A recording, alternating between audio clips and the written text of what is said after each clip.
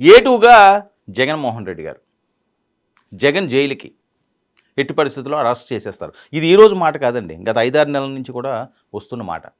అసలు జగన్మోహన్ రెడ్డి గారిని ఎందుకు అరెస్ట్ చేస్తారు? అందులో ఉన్న అంశాలేంటి? నిజంగా అరెస్ట్ చేస్తే ఆంధ్రప్రదేశ్ రాజకీయాల పరిస్థితి ఏంటి? ఇది చాలా మందిలో చాలా ఉత్కంఠగా చర్చ జరుగుతున్న అంశం. అంతేకాకుండా నేను ఈరోజు ఏవో కొన్ని ఇవి చూశాను సోషల్ మీడియాలో వార్తలు. జగన్కి జీవిత ఖైదట. వాళ్ళు అంటే సోషల్ మీడియా ఎలా ఉందంటే ఎవరికి జీవిత ఖైదులు రావాలని కోరుకోకూడదు. నిజంగా తప్పు చేస్తే ఆటోమేటిక్ అవుతుంది, కానీ లేనివన్నీ కూడా ప్రచారాలు చేస్తున్నాడు. సరే, జైలుకు మాత్రం ఎట్టి పరిస్థితుల్లో జగన్మోహన్ రెడ్డి గారిని పంపిస్తారు, కానీ బిగ్ బ్రదర్ ఎక్కడి నుంచో వాచ్ చేస్తున్నారు, ఆయన ఏదో కాస్త ఆపుతున్నాడు. వద్దొద్దొద్దు ఆ రకంగా చేయొద్దు అని. బిగ్ బ్రదర్ అంటే మీకు తెలిసే ఉంటుంది, అక్కడెక్కడ ఉంటారు కదా అస్థిన్లోనే ఆయన. సో ఆయనకు కూడా మంచి సంబంధాలు ఉన్నాయి కాబట్టి రెండు కళ్ళు ధోరణి ఉండాలి కాబట్టి రాజకీయ నాయకులకి ఆచితూచే అడుగులేస్తున్నారు. ఇక సింగయ్య మృతి కేసులో ఏటుగా జగన్మోహన్ రెడ్డి గారిని అరెస్టు చేస్తారు. పల్నాడు జిల్లా రెంటపాళ్ల పర్యటన సందర్భంగా జగన్ వాహనం కింద పడి సింగయ్య మృతి. నిన్న చూసాం, ఎస్పీ గారు 2 సార్లు 2 ప్రెస్ మీట్లు ఇచ్చారు. ఒకసారి ఒక రకంగా చెప్పారు, ఇంకోసారి ఇంకో రకంగా చెప్పారు. అంటే ఇక్కడ ఆలోచించాల్సింది ఏంటంటే, సింగయ్య అనే వ్యక్తి జగన్మోహన్ రెడ్డి గారు వెహికల్ తొక్కుకుంటూ వెళ్ళింది. ఎవరైతే డ్రైవర్ ఉన్నాడో అతను అప్రూవ్డ్గా మారిపోయాడు.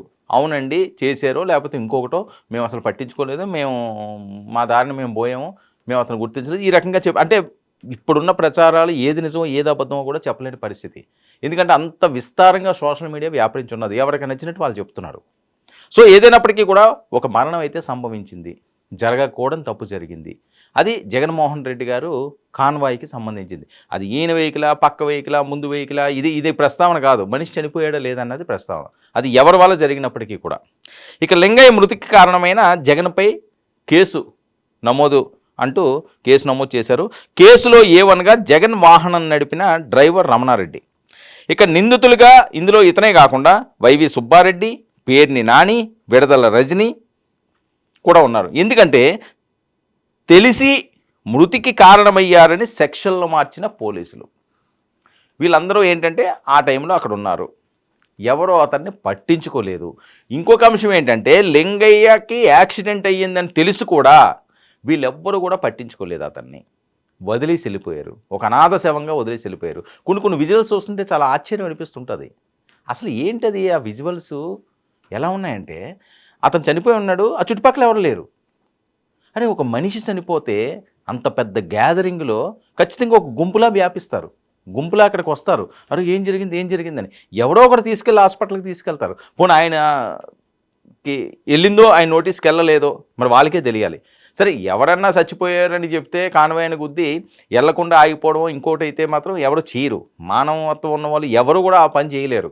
ఎంతో కొంత అందులోని అలా స్పీడ్గా వెళ్ళిపోవడానికి అవకాశం కూడా లేదు. తప్పించుకుంటూ వెళ్ళి పారిపోతారంటే కొంతమంది గుద్దీసిన తర్వాత భయపడిపోయి ఇంకోటో కేసులు అవుతాయనో వెళ్ళిపోతారు, అక్కడి నుంచి ఎస్కేప్ అయిపోతారు. ఇప్పుడు ఆ పరిస్థితి లేదు.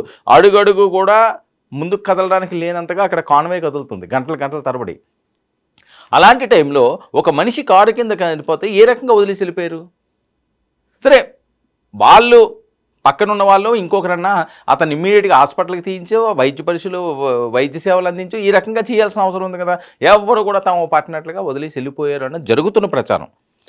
ఇక ఈ నెల 18న పల్నాడు జిల్లా పర్యటనకు వెళుతున్న సందర్భంగా ఏటుకూరు వద్దండి ఇది జరిగింది. ఏటుకూరు వద్ద జగన్ వాహనం కింద నలిగి చనిపోయిన సింగయ్య. ఇక ఈ ఘటనపై గుంటూరులోని నల్లపాడు పోలీస్ స్టేషన్లో కేసు నమోదైంది. మృతుడు సింగయ్య భార్య మేరీ ఫిర్యాదు మేరకు BSSలోని సెక్షన్ 10601 కింద కేసు నమోదు చేశారు దీన్ని. అంతేకాకుండా అయితే తాజాగా వెలుగులోకి వచ్చిన ఒక వీడియో ఫుటేజ్ ఏదైతే ఉన్నదో అందులో జగన్ వాహనం కిందే పడి సింగయ్య మృతి చెందినట్లు వెల్లడి. ఇక కేసులో సెక్షన్లు మార్చిన పోలీసులు. మొన్నటి వరకు ఏమైంది, జగన్ కాన్వాయే కాదని కొంతమంది అన్నారు. లేదు, ఆ జనాల్లో వెనకాతలో ఉన్న కాన్వాయ్ ఏదో గుద్దింది, అతను చనిపోయాడు అన్నాడు. ఆ తర్వాత ఏమన్నారు, లేదు అందులో కాన్వాయే, జగన్మోహన్ రెడ్డి గారు ముందున ఎక్కడో ఉన్నారు, ఆ వెనకాతలు వచ్చి కాన్వాయిలు ఏవైతే ఉన్నాయో వెనక నుంచి వచ్చి అవి గుద్దినాయి అని కొంతమంది అన్నారు. ఇప్పుడు ఏంటి వీడియో డైరెక్ట్గా జగన్మోహన్ రెడ్డి గారి వాహనం ఏదైతే ఉన్నదో అదే తొక్కుకుంటూ వెళ్ళిపోయింది, వీళ్ళు పట్టించుకోలేదు, ఈడ్చుకుంటూ వెళ్ళిపోయింది, ఆయన చచ్చిపోయాడని చెప్పి ఇప్పుడు చెప్పారు. ముందు పెట్టిన సెక్షన్లన్నీ కూడా మార్చారు. దీన్ని ఏమంటారు వైఎస్ఆర్సీపీ వాళ్ళు? ఇందులో కుట్రకోణం ఉన్నది, దమ్ముంటే జగన్మోహన్ రెడ్డి గారిని అరెస్ట్ చేయండి, జగన్మోహన్ రెడ్డి గారిని అరెస్ట్ చేసే ధైర్యం ఉందా, మీరు ఎంత కుట్రపూర్తంగా జగన్మోహన్ రెడ్డి గారిని అరెస్ట్ చేస్తే అంతలాగా రెచ్చిపోతాం మేము, రాష్ట్రం అల్లకల్లోలం అయిపోతుంది. ఈ రకంగా కొన్ని ట్రోల్స్ వస్తున్నాయి, కొన్ని మాటలు వస్తున్నాయి. ఇక తెలిసి మరణానికి కారణమయ్యారని బిఎస్ఎస్లోని 10549 సెక్షన్ల కింద జగన్మోహన్ రెడ్డిపై కేసు నమోదు చేశారు. ఇక జగన్ పర్యటనలో అడుగడుగున నిబంధనలను ఉల్లంఘన చేశారు. వాళ్ళు ముందే చెప్పారు, దాని మీద కూడా పెద్ద చర్చ అయింది, పెద్ద రచ్చ అయింది.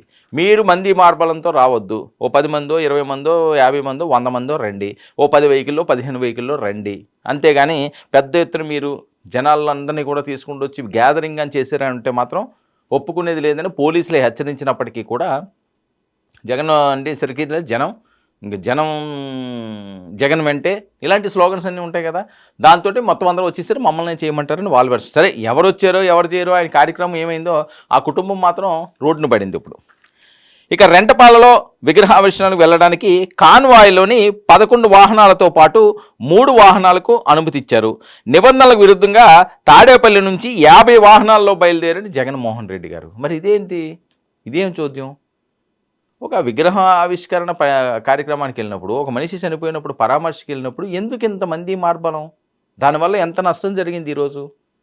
జగన్మోహన్ రెడ్డి గారి మీద కూడా కేసు పడే పరిస్థితి. అంటే ఇవన్నీ కూడా గుణపాఠగలగా కావాల్సిన అవసరం ఉంది రాజకీయ నాయకులకి. ఇష్టం వచ్చినట్లుగా ఏది పడితే దాన్ని అన్నింటినీ ఉల్లంఘించుకుంటూ ఏ పార్టీ వాళ్ళు కూడా వెళ్ళడానికి వీల్లేదండి.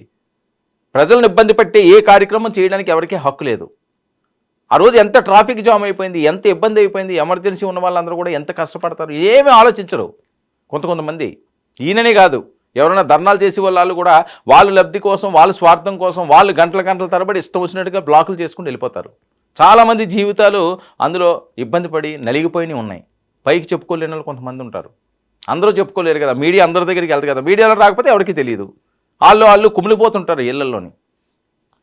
ఇక జగన్ ప్రయాణిస్తున్న వాహనం ఢీకొని ప్రమాదం, గాయపడిన సింగయ్యను రోడ్డు పక్కన పడుకోబెట్టి 108కు సమాచారం. ఆసుపత్రికి తరలించేటప్పటికి సింగయ్య మృతి. ఎంత దారుణం అండి! కనీసం మానవత్వం ఎవరిలోని కనిపించలేదు అక్కడ. గుద్దీసి వెళ్ళిపోతే అది ఏ వాహనం అన్నది పక్కన పెట్టండి, అది కోర్టులు తీసుకుంటే మీ పోలీసులు ఏదో మీరు చేసుకోండి, మీ రాజకీయాలు ఎలా ఉంటాయో చేసుకోండి. అది కక్షతో చేశారా, నిజం చేశారా, కానీ తప్పు చేసినోడికి ఎవరికైనా శిక్ష పడాల్సిన అవసరం ఉంది. అనాథ సేవలాగా రోడ్ల మీద పడేస్తారా? జగన్మోహన్ రెడ్డి గారిని చూసడానికి వచ్చుంటాడు, ఎందుకు వచ్చుంటాడు అయినా? ఇక దర్యాప్తులో సీసీ కెమెరా, డ్రోన్ ఫుటేజీల పరిశీలనతో పాటు ప్రత్యక్ష సాక్షులను విచారించిన పోలీసులు. జగన్ వాహనం ఫార్చ్యూనర్ చక్రం కింద సింగయ్య పడిపోవడం, కారు టైర్లు సింగయ్యపై ఎక్కుతున్నట్లుగా వీడియో. ఎంత దారుణం, ఎంత అన్యాయం! అది ప్రమాదవశాత్తు ఒకవేళ జరిగిందనుకున్నా వెంటనే రెస్పాండ్ అవ్వాలి కదా. చనిపోయిన వాళ్ళ తర్వాత ఏడాది తర్వాత విగ్రహావిష్కరణకి వెళ్తా మరొక 2 చనిపోవడం. మరి ఏం మెసేజ్ ఇస్తున్నారు? ఎందుకు తెలియలేదు? ఎవరి తప్పు అక్కడ? అంత కళ్ళు మూసుకుపోయి ఎవరున్నారు ఆ సరౌండింగ్స్ వాళ్ళు? మీకు కూడా చాలామంది మార్బలం ఉంటారు, సెక్యూరిటీ ఉంటుంది, మీ మంత్రులు ఉన్నారు, మాజీ మంత్రులు, వాళ్ళందరూ ఏమైపోయారండి? అంటే వాహనం ఎక్కి వెళ్ళిపోయినా పక్కకి ఇసిరేస్తారు, అంతేనా? ఆధారాలను టెక్నాలజీతో పరిశీలించి కేసును అదనంగా సెక్షన్లు చేర్చిన పోలీసులు. ఇక నిందితులపై చట్టపరంగా చర్యలు తీసుకుంటామంటున్న పోలీసులు. ఇక ఘటన జరిగిన రోజే వేరే వాహనం ఢీకొన్నట్లు ఎలా చెప్పారని మీడియా ప్రశ్న. ఆ రోజు ఉన్న ఆధారాల ప్రకారం చెప్పాం, దర్యాప్తులో వెల్లడే అంశాల ఆధారంగా కొత్త విషయాలు తెలిస్తే వివరిస్తామని ఆ రోజే చెప్పానన్న ఐజీ సర్వశ్రేష్ఠ త్రిపాఠి గారు మాట్లాడిన మాటలు. ఇక ఆ రోజు తన దగ్గర ఉన్న సమాచారం మేరకు మాత్రమే చెప్పానని ఐజీ, విచారణ తర్వాత స్పష్టత ఇస్తానని ఆ రోజే చెప్పానని ఐజీ త్రిపాఠి చెప్పారు. అయితే ప్రస్తుతం ఉన్న సాక్ష్యాధారాల మేరకు వివరాలు చెప్పామని, మరింత లోతైన విచారణ చేపడుతున్నామని ఐజీ వెల్లడించారు. అయితే ఇక్కడ ముఖ్యమైన అంశాలు, జగన్పై కల్పబుల్ హోమిసైడ్ సెక్షన్ అండి ఇది. నిర్లక్ష్యంతో ఒకరి చావుకు కారణమని భావించి నిర్ధారించే సెక్షన్ ఇది 106(1). ఇక ఇది పూర్తిగా నాన్ బెయిలబుల్ సెక్షన్. ఈ సెక్షన్ల కింద నేరం రుజువైతే 5 నుంచి 10 ఏళ్ల జైలు శిక్ష, నేర తీవ్రతను బట్టి జైలు శిక్ష ఉంటుంది, జరిమానా 2 విధింపు ఉంటుంది. ఇక జీవిత ఖైదు శిక్ష పడే అవకాశం. ఇది బ్రేకింగ్. ఎందుకంటే ఈ ప్రచారం జరుగుతుంది ఈ సెక్షన్ల కింద. ఒకటి నాన్ బెయిలబుల్ జగన్మోహన్ రెడ్డి గారి మీద, ఒకటి 1 సంవత్సరం నుంచి 10 సంవత్సరాల వరకు కూడా ఉండే అవకాశం ఉందట, నేర తీవ్రతను బట్టి జైలు శిక్ష పెరిగే అవకాశం ఉంది, జీవిత ఖైదు కూడా వేసే ఛాన్స్ ఉందట. ఇది జగన్మోహన్ రెడ్డి గారి మీద ఆయనకి జీవిత ఖైదు, జగన్ జీవిత ఖైదు అని చెప్పి ప్రచారం జరగడానికి కారణం ఏంటంటే ఇక్కడ చూపిస్తున్న ఈ సెక్షన్. నిర్లక్ష్యంతో ఒకరి చావుకు కారణమని భావించి నిర్ధారించే సెక్షన్ అటు ఇది. మరి జగన్మోహన్ రెడ్డి గారు అరెస్ట్ అయితే రాజకీయాలు ఏ రకంగా ఉంటాయి, వైఎస్ఆర్సీపీ పరిస్థితి ఏంటి? ఇప్పుడు పేర్ని నాని, విడుదల రజని, సుబ్బారెడ్డి వీళ్ళందరి మీద కూడా కేసులు నమోదైనవి. అసలే పేర్ని నాని గిలగిలాడుతున్నారు ఇప్పుడున్న పరిస్థితులు. దీనికి తోడు ఇంకొకటి రజనీ గారిది రజనీది కూడా అదే పరిస్థితి, ఆవిడది ఇంకొక కేసు. సో ఈ రకంగా వైఎస్ఆర్సీపీకి అందరికీ దినదిన గండంగా మారుతున్న నేపథ్యం. వాళ్ళు ఒకటి తలిస్తే జరిగేది ఇంకోటి తెలుస్తున్నది. అంటే బ్యాడ్ టైము కొనసాగుతుంది వైఎస్ఆర్సీపీకి అని చెప్పి జరుగుతున్న ప్రచారం. ఇందులో భాగంగా ఇప్పటివరకు వాళ్ళు అరెస్టులు, వాళ్ళ మీద కేసులు అంటే డైరెక్ట్గా జగన్మోహన్ రెడ్డి గారికి జీవిత ఖైదు పడే సెక్షన్లతోటి A2గా కేసు నమోదవడం. మరి జైలుకి జగన్ గారు వెళ్తే పరిస్థితి ఏంటి? మరి కేసు ఎటువైపు మడుగులు తిరుగుతుందా? అక్కడితో ఆగిపోతుందా? మరి ముందుకు వెళ్తుందా? ఎందుకంటే వివేకానంద రెడ్డి గారి హత్య చూసాం, అసలు ఎన్ని సంవత్సరాలు అయింది, ఇప్పుడు వచ్చి అసలు ఏంటో తెలియదు, అది ఏమవుతున్నదో, ఎటు వెళ్తున్నదో, ఎటు వస్తుందో, ఎటు పోతుందో అని.